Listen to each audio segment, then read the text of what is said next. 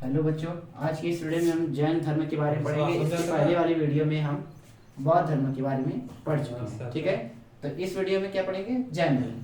तो जैन धर्म में हम आज तीर्थंकर की बात करेंगे, संस्थापक की बात करेंगे और उससे संबंधित जितने तीर्थंकर हुए हैं उनके बारे में कुछ जानकारियाँ लेंगे तथा यह धर्म कब तक चला और इसकी क्या विशेषता है, इन सब के बारे में जानकारी लेंगे। चलिए वीडियो शुरू करते हैं। देखिए, जैन धर्म के संस्थापक जो हैं वो हमारे ऋषभदेव हैं। कौन है? ऋषभदेव। ये हमारे जैन धर्म के संस्थापक हैं तथा यही हमारे प्रथम तीर्थंकर भी। प्रथम तीर्थंकर भी हमारे यही हैं। ठीक है, और आपको ये बता दें कि जैन धर्म से महत्वपूर्ण जो है प्रथम तीर्थंकर और 23वें तीर्थंकर और 24वें तीर्थंकर, सिर्फ यही महत्वपूर्ण है। इन्हीं से क्वेश्चन पूछते हैं और 2 से लेकर 22 तक के तीर्थंकरों का ज्यादा विवरण नहीं मिलता ही है और ना ही पूछा भी जाता है। ठीक है, तो इसके प्रथम तीर्थंकर और प्रथम संस्थापक ऋषभदेव जी हैं। 23वें जो है हमारे पार्श्वनाथ जी हैं, जिनसे क्वेश्चन पूछा जाता है। और 24वें जो हैं तीर्थंकर वो हमारे महावीर स्वामी जी हैं।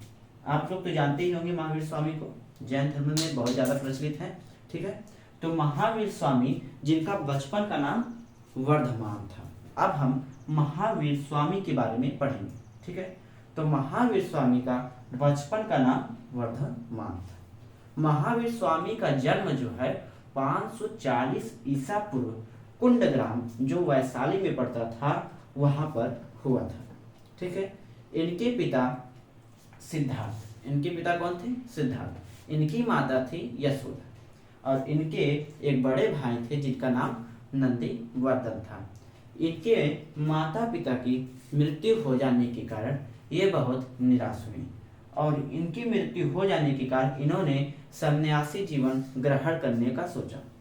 तो इन्होंने जब सन्यासी ग्रहण करने का सोचा तो इन्होंने अपने भाई नंदीवर्धन से, इनके बड़े भाई का नाम क्या था? नंदीवर्धन, इनके भाई थे। इनसे इन्होंने अनुमति ली और कहा कि अब हम सन्यासी जीवन ग्रहण करेंगे। इनसे अनुमति लेकर यह सन्यास ले लिए। ये क्या ले लिए? सन्यास। और सन्यासी जीवन व्यतीत करने लगे। ठीक है, तो जब इन्होंने सन्यास लिया तो इन्होंने 12 वर्ष तक, कितने वर्ष तक? 12 वर्ष तक कठिन तपस्या की। 12 वर्ष तक कठिन तपस्या की। किस लिए किए? ज्ञान की प्राप्ति के लिए। इन्होंने ज्ञान की प्राप्ति के लिए 12 वर्ष कठिन तपस्या की। कहाँ की?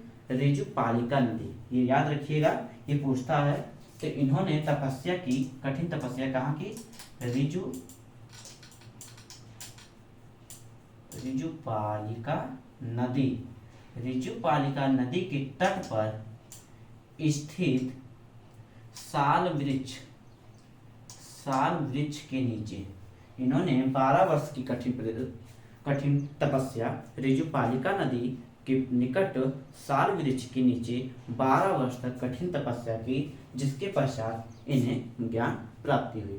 तो जैसे बौद्ध धर्म में महात्मा बुद्ध जी ने अपना उपदेश दिया, वैसे ये भी उपदेश दिए होंगे और इनके भी कुछ अनुयायी हुए होंगे। तो इनके भी कुछ अनुयायी हुए और जब इनको ज्ञान की प्राप्ति हुई तो इन्हें कुछ कहा गया। इनको कैटिन ने कहा गया और आहर्त कहा गया, जीन कहा गया और भी कहा गया। आहर्त कहा गया क्यों? जीन कहा गया क्यों? तो आहर्त का मतलब होता है पूज्य। आहर्त का मतलब क्या होता है? पूज्य होता है। ठीक है, और जीन क्यों कहा गया? जीन का मतलब होता है विजेता, जो सबको जीत सकता है। ठीक है, और ये हमारे जैन धर्म के 24वें तीर्थंकर हुए। इनके जो पहले अनुयायी हुए, इनके पत्नी के, यानी कि इनके जो दामाद थे वो हैं। इनकी दामाद जो हैं वो इनके पहले उपदेश वाले अनुयायी हुए। ठीक है, इनकी पुत्री का नाम था प्रियदर्शनी या अनुज्जा। ये पूछता है, इनकी पुत्री का नाम क्या था? अनुज्जा प्रियदर्शनी। अनुज्जा प्रियदर्शनी, जिसका विवाह, ठीक है, जिसका विवाह, इनका विवाह इनके दामाद जामिल से कराया गया। किससे कराया गया? जामिल से। इनके पति का नाम क्या था? जामिल। और वही इनके प्रथम उपदेश अनुयायी हुए थे। ठीक है, इन्होंने अपना उपदेश देता रहा तथा इनका जो पहला भिक्षुक बने वो एक दधिवाहन की पुत्री थी जिनका नाम था चंपा। क्या नाम था? चंपा। पूछता है क्वेश्चन कि इनकी पहली भिक्षुक कौन थी? भिक्षुक का मतलब क्या होता है आपको ये भी बता देंगे। जो हुई चंपा, जो दधिवाहन नामक व्यक्ति की पुत्री थी। भिक्षुक का मतलब होता है जो अपना पारिवारिक जीवन छोड़कर सन्यासी जीवन ग्रहण करके उस जिस धर्म में ग्रहण की है उस धर्म का प्रचार करें, उन्हें हम क्या कहते हैं? भिक्षुक कहते हैं। ठीक है, तो इनकी भिक्षुक कौन थी? चंपा थी। ठीक है, यहाँ तक बात होती है।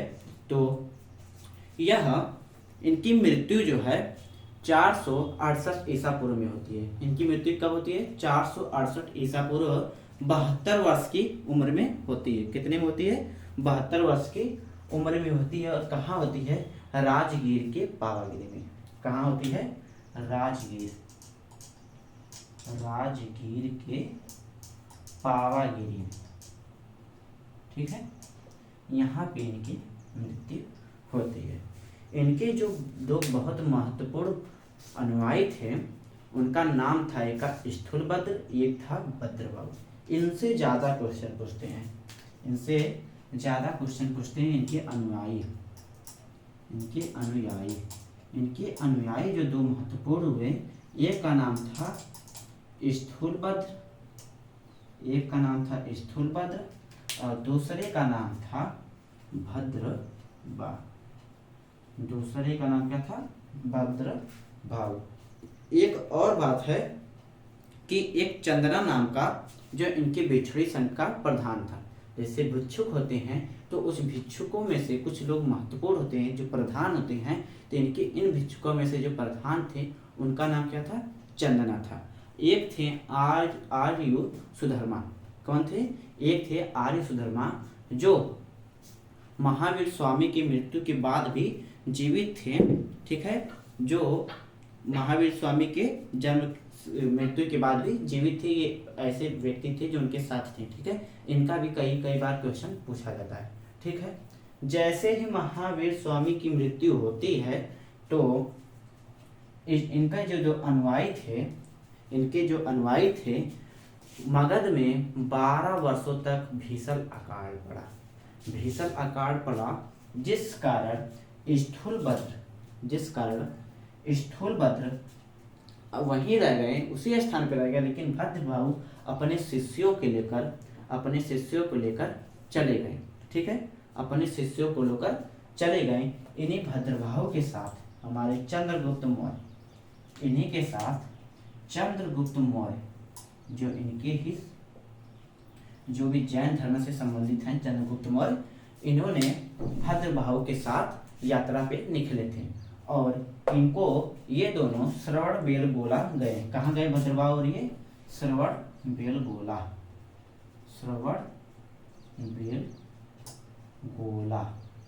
जहाँ पर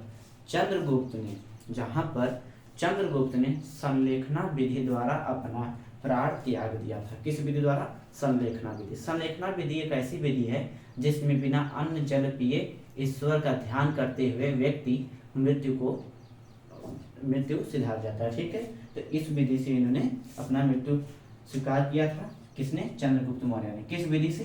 संलेखना विधि से। ये विधि पूछी जाती है कि कैसे इनकी मृत्यु हुई थी चंद्रगुप्त की। किस विधि से? संलेखना विधि थी।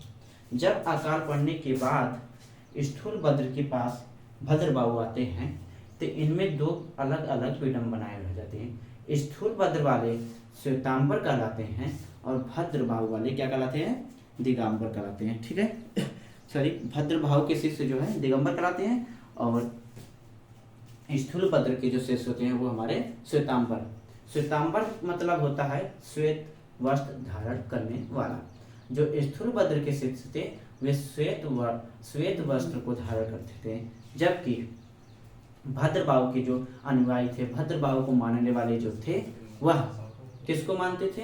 वो नग्न रहते थे। वो कैसे रहते थे? नव्य लगा देते हैं, ठीक है। और